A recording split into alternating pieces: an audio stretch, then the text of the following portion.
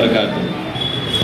Dice पे बैठे आपके हमारे अर्दिल अजीज लीडर जनाब षण प्रकाश पाटिल जी, एक्स मिनिस्टर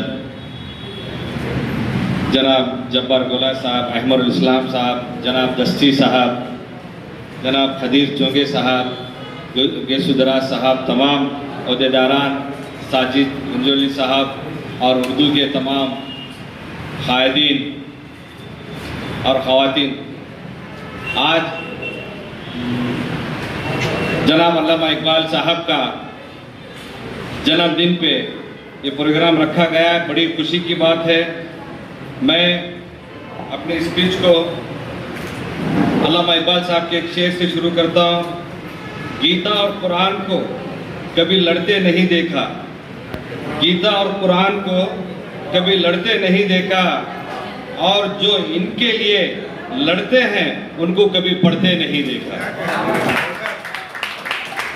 तो आज का दौर और आज ये जमाने के हिसाब से लोग फतवे तो दिया करते हैं, उर्दू के बारे में बड़ी बड़ी बात किया करते हैं, लेकिन हालात ये है जिस तरह मैयत पे कब्रिस्तान पे पहुंच जाते हैं लोग, कब्रिस्तान को बनाने की तो बात करते हैं, जब वहां से लौट जाते हैं तो कब्रिस्तान के लिए कोई नहीं सोचता। आज उर्दू का वो आलम है, जब भी वक्तन जब उर्दू का छोटा मोटा प्रोग्राम होता है, जो उर्दू जबान को बचाने की बात करते हैं, उर्दू को आगे बढ़ाने की बात करते हैं, वही उर्दू के प्रोग्राम में बहुत कम तादाद में लोग आते हैं।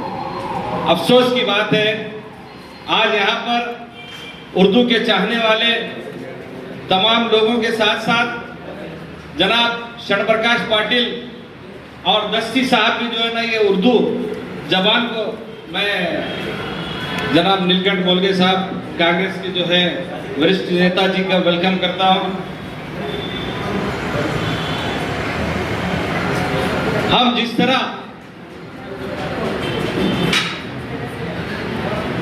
हमारे बच्चों को इंग्लिश का हो, कन्नड़ा का हो, मैथ्स का हो, साइंस का, इस तरीके से हम जो है अच्छे से अच्छे प्रोफेसरों के पास हम ट्यूशन दिलाने की कोशिश करते हैं, चाहे उसकी कीमत कितनी भी क्या ना हो। लेकिन आज हमारे आने वाला जनरेशन उर्दू से महरूम होते जा रहा है।